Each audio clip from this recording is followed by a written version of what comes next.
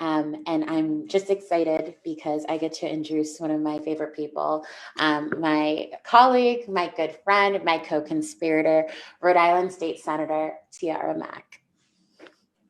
Thank you to my beautiful and fierce friend and colleague and co-conspirator in Rhode Island, Brianna. It's really great to be able to work with you in the state of Rhode Island. My name is Tiara Mack, and I am a state senator representing Providence.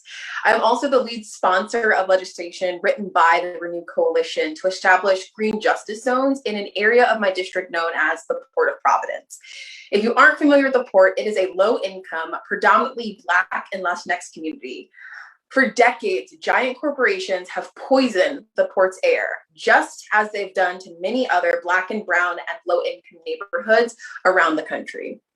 Heavily polluting industries like petroleum refineries and hazardous waste storage sites have always been sited in the places where people don't have the power to resist. That means that today, people in the port are exposed to an exceptional level of toxic contaminants in their air and water. Kids miss school all the time because of an asthma attack or go to the doctor and realize they have high levels of lead in their blood.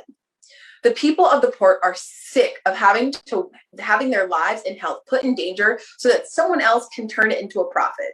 The solution is the Green Justice Zones program to protect communities like those in the port from corporate polluters and fund long overdue environmental remediation programs.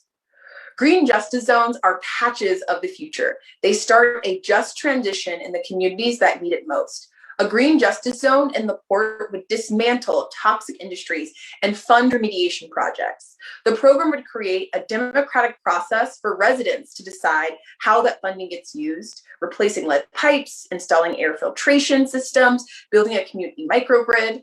Those projects would all create dignified, well-compensated jobs, and the program would hire and train local residents to do those jobs.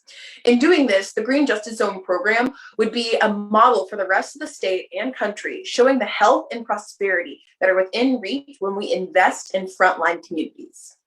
The heart of the Thrive Agenda, and that's the heart of the Thrive Agenda, and that's why we need it so badly. We need to invest in our communities and show what is possible. In the port, the plans are there. The people have been organizing, and we are ready to pass these green justice zones. Bringing in federal investments by passing the Thrive Agenda can empower more people to protect their homes, protect their families, and build the beginning of a just future.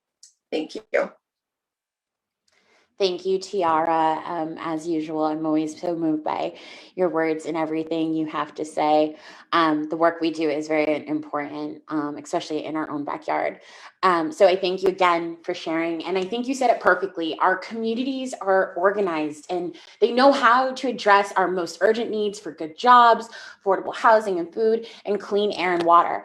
That's why we're calling on Congress and the Biden administration to pass the Thrive Agenda and invest in the policies and the programs that our grassroots coalition has developed together across the region. With that, we are going to wrap up our live stream. We thank everyone so much who's tuned in, and we ask that you check out the link in the description to get involved with our organizing.